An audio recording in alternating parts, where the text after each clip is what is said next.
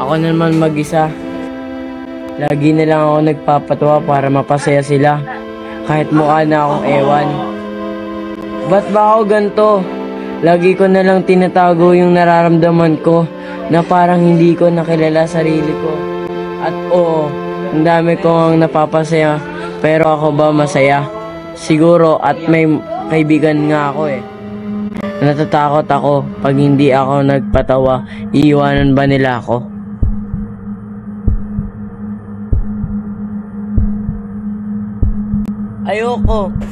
Ayoko maging mag-isa. Pero nga, buong buhay ko, yun ang nararamdaman ko eh. Kahit magpatawa ako, parang sa loob, wala lang din nangyayari. Sino ba ako? Sino ako kung di ako nakakatawa? Sino ako kung wala akong kaibigan? Natatakot ako maiwang mag-isa. Hoy, okay ka lang dyan?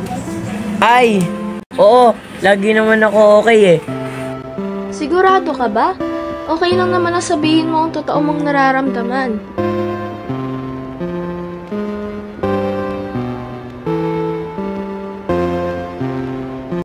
Kasi, minsan, madalas pakiramdam ko parang wala akong totoong kaibigan.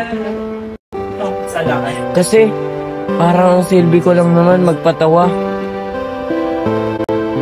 Normal lang naman yung nararamdaman mo. Pero, ang kailangan mo, mag-open up ka din sa mga tinatawag mong kaibigan. Parang ang hirap kasi eh. Nasanay na yata sila na puro patawa ako. Natatakot ako, baka hindi nila ako seryosohin, baka layuan lang na nila ako.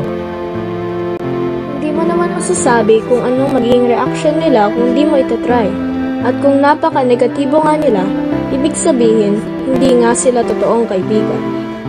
Talaga? Oo, ang totoong friendship ay pag nagka-care kayo sa isa't isa. Hindi lang puro kasiyahan. Basta, ngayong alam mo na, huwag mo na itago ang totoo mong sarili. Ang dami ko natutunan ngayon. Salamat talaga. Ano? Tara, bilis sa kantin. Sige, libre kita.